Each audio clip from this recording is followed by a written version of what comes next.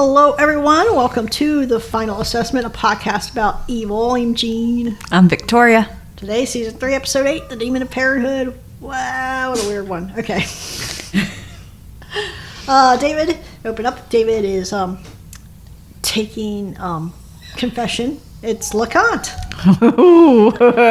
I can't believe a friend of the Vatican would have anything to confess. Well, he doesn't. He's not. He's got an assignment for David. And David's like, is there any of the sacraments that you respect? Yeah.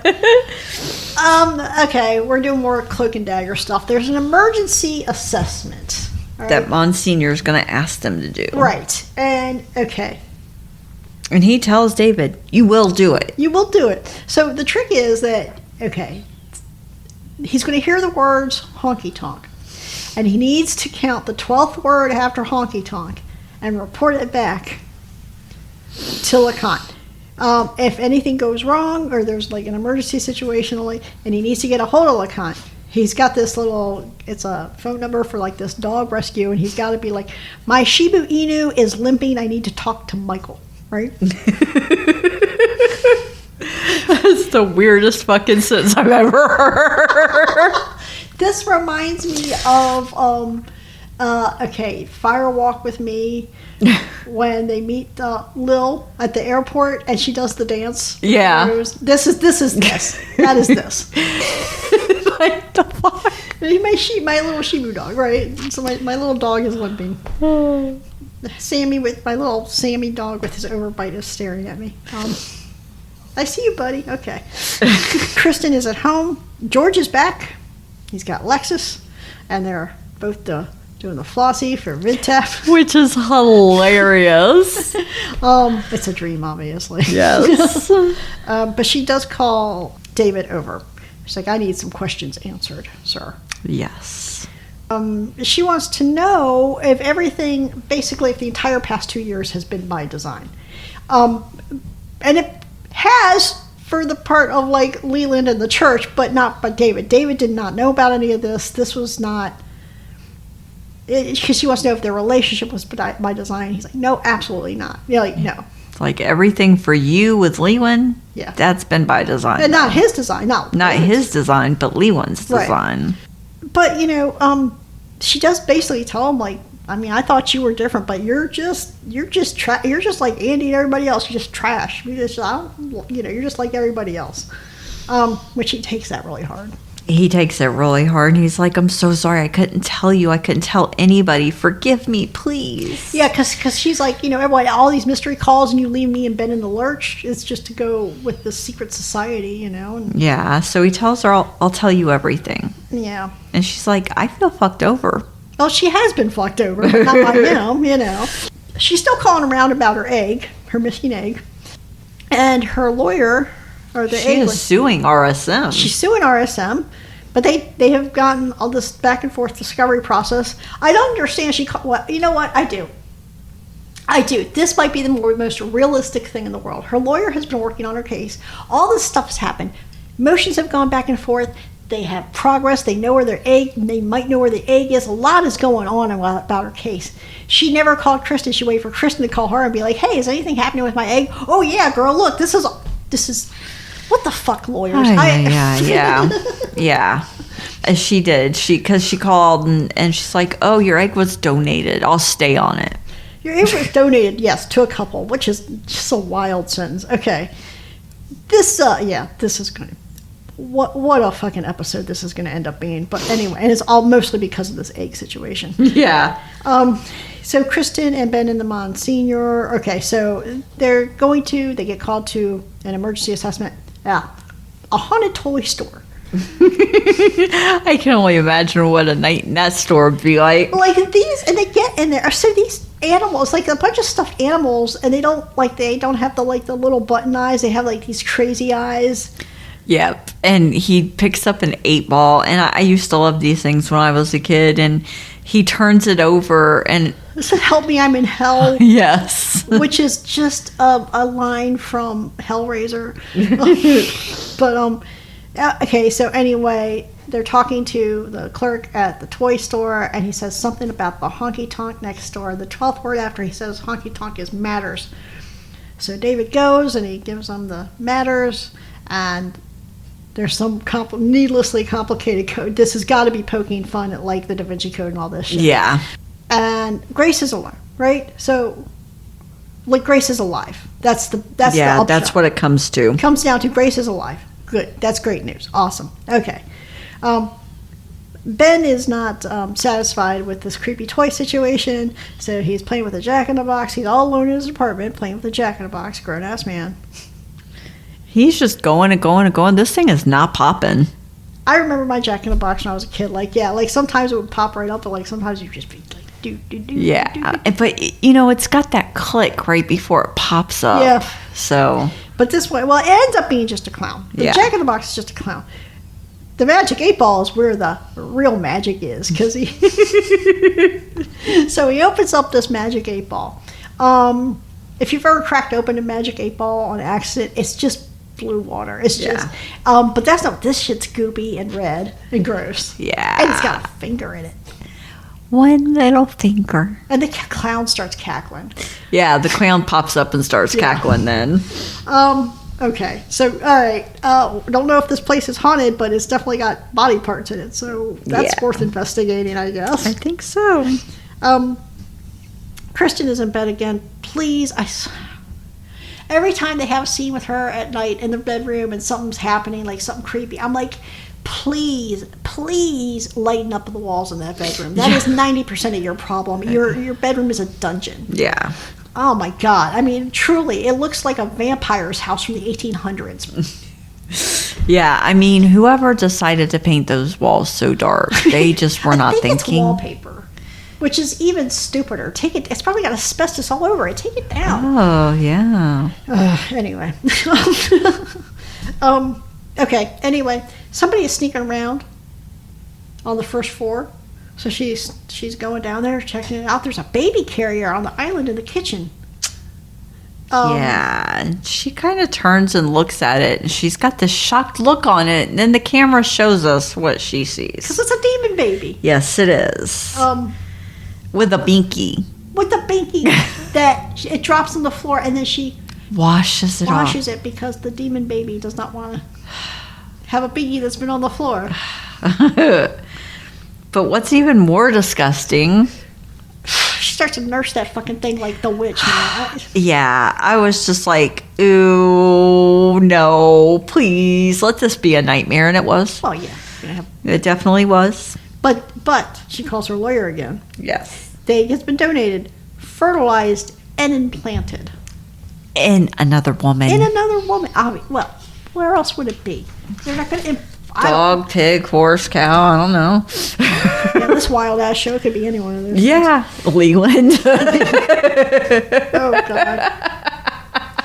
Leland, anyway. All right. Okay, so Kurt in this fucking record. Okay. Kurt presents Andrea's hair to Leland. And Leland's like, where did you get this? Yeah. Oh, from her hairbrush? No, I got it from her shower drain. Kurt was looking for any way around actually cutting her hair that he could find. I mean, like, who can blame him? I have questions, okay? I would feel like it's probably easier. Well, I know she's got the habit on, so she, I mean, I guess there's not a lot of good options, but like... Yeah. Getting it out of her brush would be the easiest, because I'm like, how did you find your way to the nun's shower? Yeah. Yeah. Wild. But after that, it gets even weirder, because Leland's like, have you ever seen a possession? A real possession? Yeah. And Kurt was like, with my lawyer. Yeah. So, now... We'll see. Yeah. Kurt's going to see the next night. Yeah. Leland has invited him to an event. Yep. Kurt's going to have a real treat. In the meantime, Kirsten is going to meet with this couple that has been implanted with her egg. She is 8 months along. Yeah. This is not even close. 8 months. The husband wants to know if there's anything they should know, since they've heard things about RSM. And they said when he listened to the baby's heartbeat, it sounded like a growl. I'm like, Oh, really? Really. Hmm. Did anybody else hear a growl? I don't know. He doesn't specify. Seeing as how he's asking, I'm thinking he might be the only one. I feel like, you would mention that to your doctor. And Yeah. the doctor would say, okay, look, we're going to put this on. We're going to have this on speaker. Everybody can hear. Nobody else hears it but you. So maybe the problem is the baby. If somebody had stepped in and done that, we would not have had an episode. So No. okay. So Ben.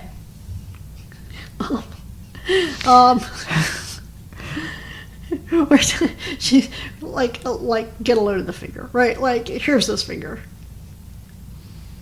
And they're just like, well, I mean, so somebody in the factory got their finger cut off, and Ben's like, I'll just check out the factory for people with missing fingers. missing fingers. They start talking genetics back and forth. Yes, because one of Ben's many areas of deep expertise is genetics. Would it be possible to delete the empathy gene? I'm like, I think the empathy gene gets deleted plenty by itself. Nobody needs to delete anything. But About this time, the box starts winding itself again. But they get called to another haunted toy situation. Yes, it was a vacuum cleaner. It's a little, One of the little vacuum cleaners. like a robo vacuum, and they have this carpet that's got the alphabet on it. Yes. And it's basically like a Ouija board on the floor. And so this thing's spelling out things on the carpet. And they're talking about the wife had been having headaches that just will not go away. And the husband's like, well, we've been in a country bar, we've been listening to all this loud honky-tonk music. And I told her just to ignore it. To ignore it. And David's like, shit! Somebody else said honky-tonk. How many times do you hear those words come out of people's mouth? Not a lot nowadays. How many? Yes. I mean, back in the day, honky-tonk, you could hear that. I mean, I heard honky-tonk more times watching this episode than I had heard it in the previous probably 20 years. Yeah. So anyway. All right. So, oops. He's going to try to get this information to LeConte. Leland and Kurt. Leland's patients, he calls it demonic therapy. They get possessed and then unpossessed and then what the fuck? And everybody's just, it's like a party trick. Yeah. And he thinks that Kurt should get possessed so he can write about it. I'm like, Kurt. Kurt, you got freaked out when a demon booped you and went on with its life. Yep. Why are you even entertaining this possibility? This is wild. Yeah. This is this is one of these things that sometimes they do these. Like a lot of times they'll take these stories and they kind of end up weaving them back in, like Grace, stuff like that. But sometimes like they'll have these stories and it's just maybe they'll end up weaving it into the bigger narrative, but it never feels like it belongs there. It always feels like somebody had an idea for a story. They could fit it in here even if it didn't help anything out. Yeah. This is what this Kurt thing feels like. Yes. I enjoy it as a story, but it's like, to me, it's like one of these things that you're just sucking time away from these other stories. Yeah, you are. But I mean, it's just a wild story. It's a wild plot. We're going to keep going with it. So David, in the meantime, he's trying to get with LeConte. He's trying to explain to him, look, somebody else said honky tonk. What are the odds? Yeah. He's got a lot of, he's got this whole grand theory about what's going on. Like, what are the possibilities? Like, was the first person pulling the wool over our eyes? Is this person pulling the wool over our eyes? Is something changed? And he's got these theories about what could be happening with Grace. And LeConte's like, this is not your lane at all. Yeah. Your job is you do exactly what we say. You get us the information. And that is it. LeConte is like not amused. He's like actually starting to lose his patience a little. Yes, he is.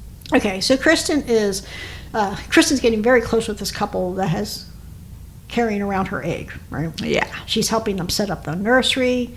The wife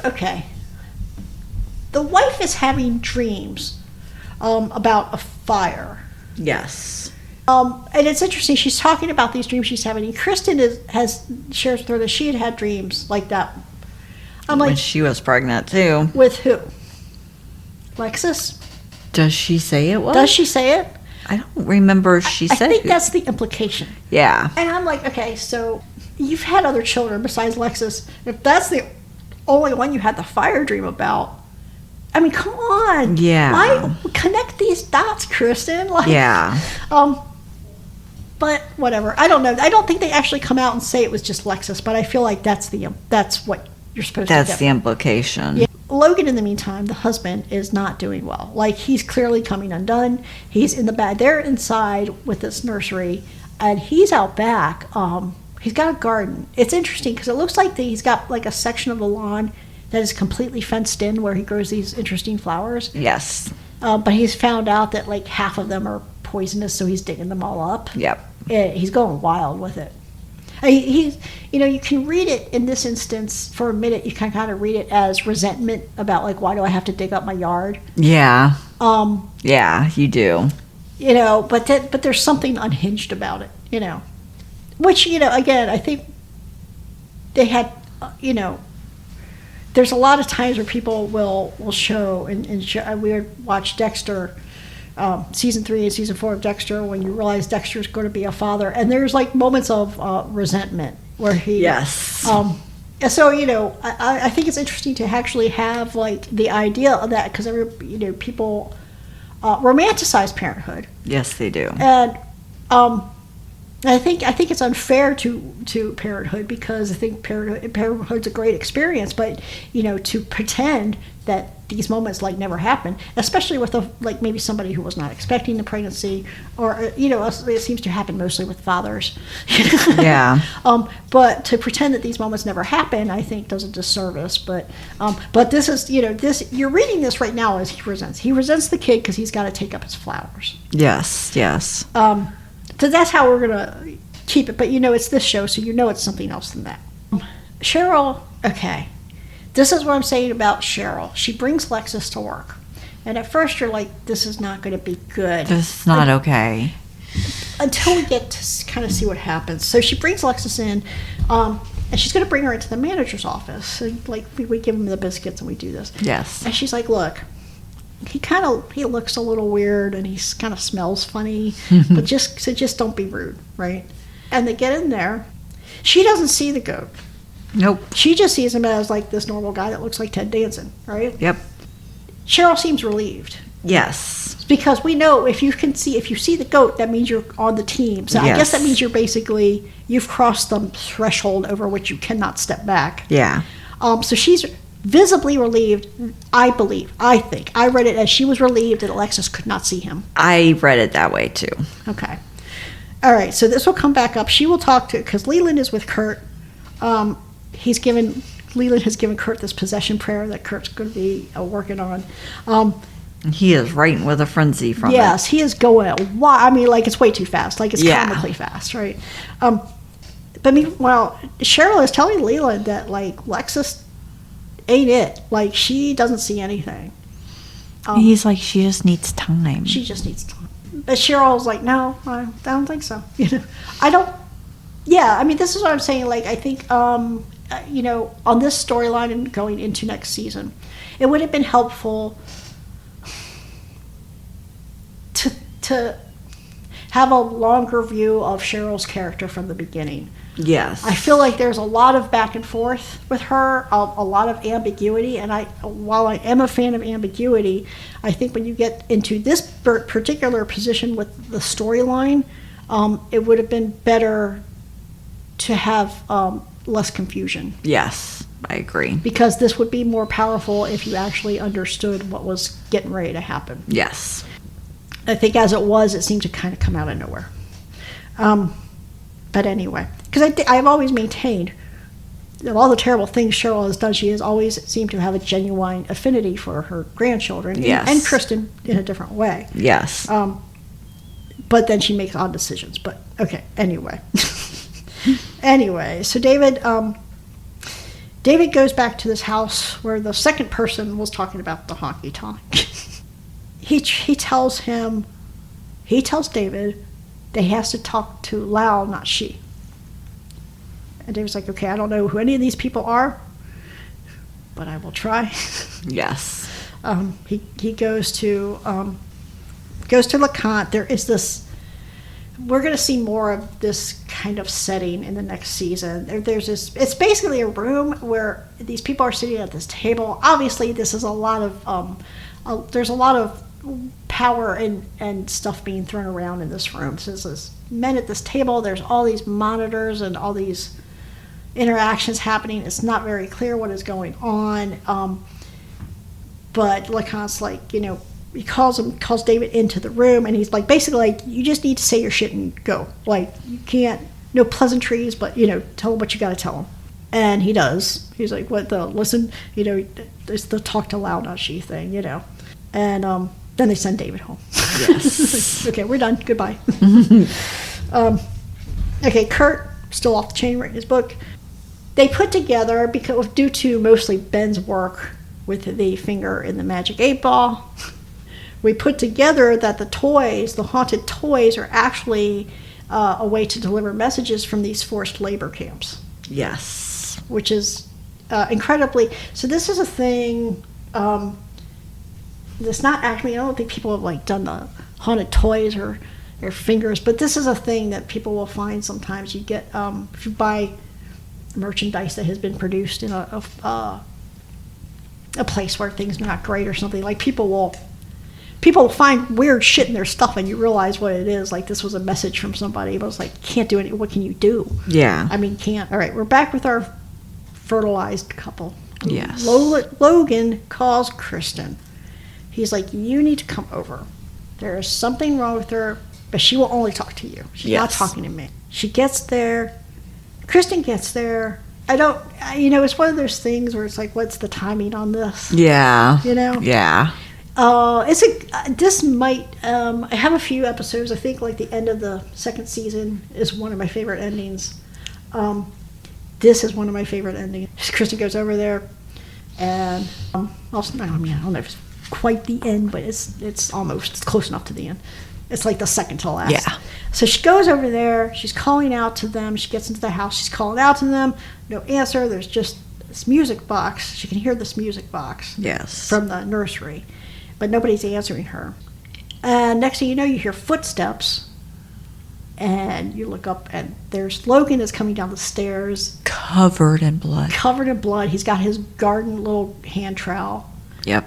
And she's like, this is a magnificent, she, the end of last season 2, where she confessed to David. Yeah. They're just hey, save it all up, and you're going to get, an ending. Yep. And she walks into the nursery, and you don't see anything. There's blood on the walls, but you don't actually see what has happened. Nope. But she just you get it all from just a look on her face. Yeah. And Logan tells her, I had to cut it out of her. Yep. Obviously, with the garden trowel. Not cool. Yeah, cool. like I said, the look on her face is just the horror. This is convincing horror. Yes. So many movies and TV shows, people scream and they get all out of hand, or they go catatonic or whatever. And I feel like this reaction here, if you walked in on, you can imagine what she walked in on. This is legit how 85% of people would react. Yes, it is. It's crazy. She just kind of backs up against the wall, and it's just she can't even breathe. It's so horrifying. Yeah, it's like a claustrophobic feeling thing. Yeah. I can't even process what I'm seeing at this point. It was bad. Yeah. So David goes back to the church, and Grace is there. Grace is our prophet from the first season. Yes. Again, this will this will be the opening of a brief arc with Grace's return. It'll be pretty good. I actually like this arc a lot. That she starts by coming back. Mm-hmm. Wild episode. The Kurt stuff is still wild. Yeah, the Kurt stuff just astounds me. All he's got to do is say a prayer to Saint, and he is writing up a storm. Yeah, well, he's got to cut his hand, and he's got to sing the song.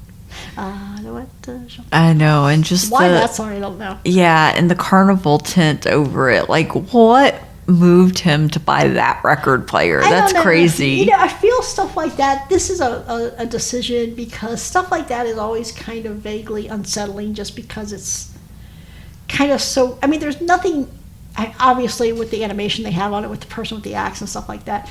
But the carnival tent and stuff itself is not inherently sinister, but people are afraid of clowns and all these old-timey carnival-type things, they all kind of vaguely unsettling. I'm like, 100 years ago, kids played with that stuff like it was nothing. All the time, yep. Like it was nothing but a thing. That's evil, Yeah. Yeah, so, like I said, I like... the lawyer's behavior is outrageous. And all this is going on, and she's like, oh, hey, oh, yeah, I was totally going to tell you at some point, Kristen. Sure you were. Yeah, I can't get over that ending, though, man. Yeah, it was crazy. It was crazy. And Kristen was... She's devastated. She thinks that's her egg. She thinks that's... I mean, in fairness, whether that was my egg or not, I would be fucked up for a minute after something like that, Yeah, definitely.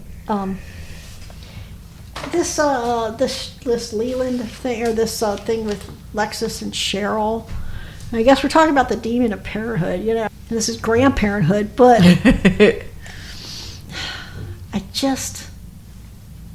I would like another season of the show just to know what the fuck. We wouldn't. Yeah, I need some clarity on what Cheryl's at. Let's have a show that's just Cheryl's backstory. Yeah. How did she get to this point in her life? Yeah, I've wondered that too. Like, Kristen was what raised was Catholic. so compelling that moved Cheryl to be in the position she's in now? Kristen was raised Catholic. Yes, she was. So who was she raised Catholic by? Her parents. Which would be Cheryl. I mean, what? So what happened? I think we get a little bit of that story in the next episode. A little bit, but I mean, like a lot of people. You don't have to be. Your choices aren't Catholic or or just Christian in general, or being a witch, an active witch or an active demon. Okay, there's a great big middle ground between those two things. Yeah, there is. I don't know. It is kind of crazy, though. It's very crazy. Looking forward to these last couple of episodes this season. It's going to get very... I like the end of this season. I do too. I like the end of last season a little better, I guess, just because it was a lot of intensity. Yeah. You still get the intensity here, but it just felt more intense or whatever. But so we're going into these last two episodes. So next week will be season 9 or episode 9. In the meantime, do you have anything else to say? Nope, I'm good. Okay, so in the meantime, check out our other podcasts. We have Deconstructing the Dark Pastor, the podcast about all things Dexter. We'll be talking about the villains of Dexter going into Resurrection season 2. We have Outside Food and Drink, which is our movie podcast. At this point, we have almost a year of backlog that you can listen to, and we do basically a movie a week. So check that out. And you can follow us on our socials. All that information will be in the show notes. Follow us on our socials or drop us a line. Let's hear your Cheryl theories. What is Cheryl's actual bag, man? Like, what happened to her? Yeah, tell us how she got to where she is. What's your ideas? What were her real motivations? We get a little bit of insight later, but it's not nearly enough for me. So, so give us your ideas about it. Yeah, give us your skinny on Cheryl. So until next week when we talk about episode 9. Later.